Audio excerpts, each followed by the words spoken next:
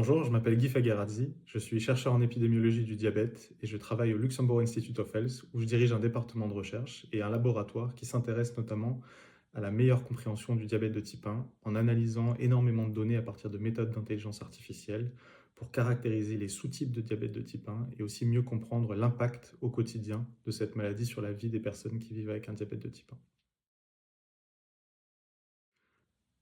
Le projet qu'on a porté dans l'étude SFDT1 a visé à mieux comprendre les sous-types de diabète de type 1 et en particulier comment les différents profils d'équilibre et de variabilité glycémique sont dans une telle population comme SFDT1.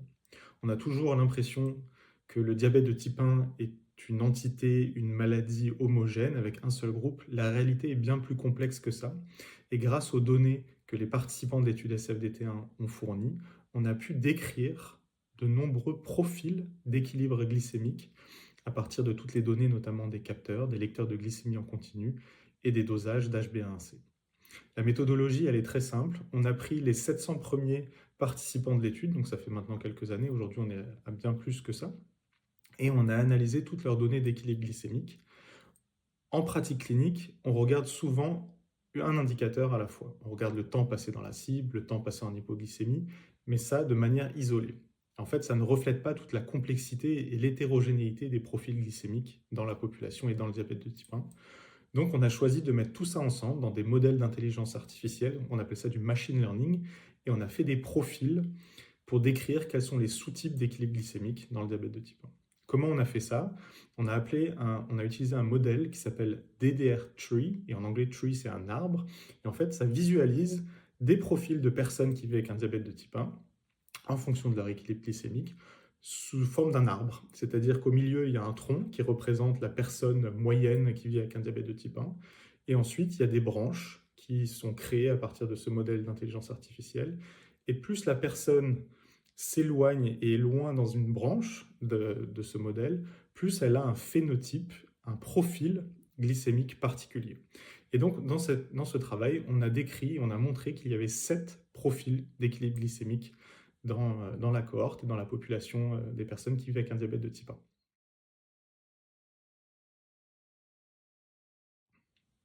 Les résultats sont très prometteurs puisqu'on a montré pour la première fois qu'il y avait 7 profils, 7 sous-types d'équilibre glycémique dans le diabète de type 1 à partir de ces méthodes d'intelligence artificielle. Et ça nous a permis ensuite de faire cette publication, mais aussi de faire un logiciel qui va être à disposition des professionnels de santé, des diabétologues, et ils vont pouvoir, pendant une consultation ou après ou avant, rentrer des informations sur n'importe quel patient de leur équilibre glycémique, de leur profil, et ce patient-là va pouvoir être projeté sur l'arbre dont je parlais tout à l'heure pour savoir dans quel profil glycémique la personne se situe. Et ça, c'est très important puisque un des objectifs de SFDT1 et de notre laboratoire de recherche, c'est de faire de la personnalisation de la prise en charge, personnaliser le traitement et les interventions qu'on peut faire pour mieux vivre avec un diabète de type 1. Et cette caractérisation en phénotype et en profil glycémique va aider à raffiner la prise en charge et à personnaliser la prise en charge pour que ce soit mieux adapté au profil de chacun.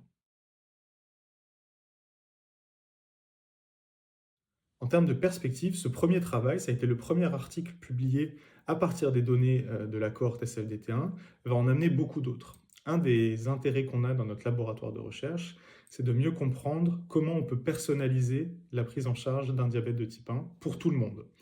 Et donc, on a fait un premier modèle avec ces méthodes d'intelligence artificielle focalisées sur l'équilibre glycémique, mais évidemment, le diabète de type 1, ça va bien au-delà de l'équilibre glycémique. Il y a la dimension personnelles, comme l'impact au quotidien, la santé mentale, les complications.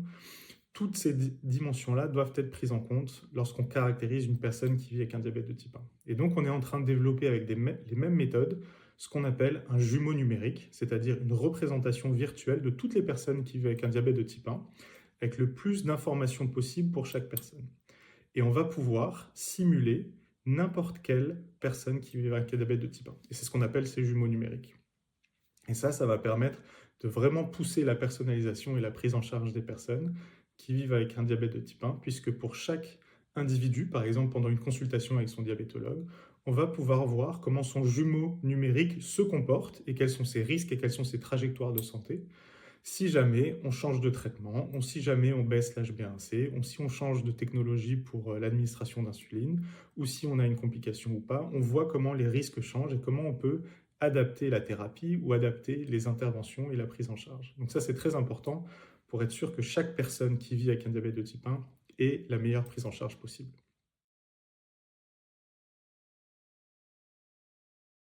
SFDT1 est une ressource absolument unique. Il n'y a pas d'équivalent dans le monde aujourd'hui lorsqu'on regarde la recherche dans le diabète de type 1, puisque SFDT1, c'est à la fois une grande population, il y a beaucoup de participants partout en France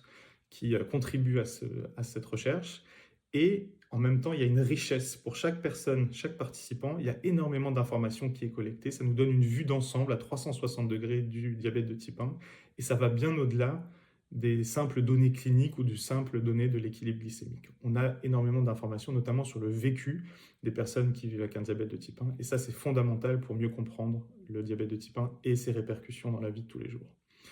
On a besoin de plus de recherche, donc on invite évidemment tous les autres chercheurs et toutes les personnes qui sont intéressées par le diabète de type 1 à venir déposer des projets. Ceux qui ont déjà travaillé sur les données SFDT1 peuvent collaborer, contribuer, aider pour faciliter l'accès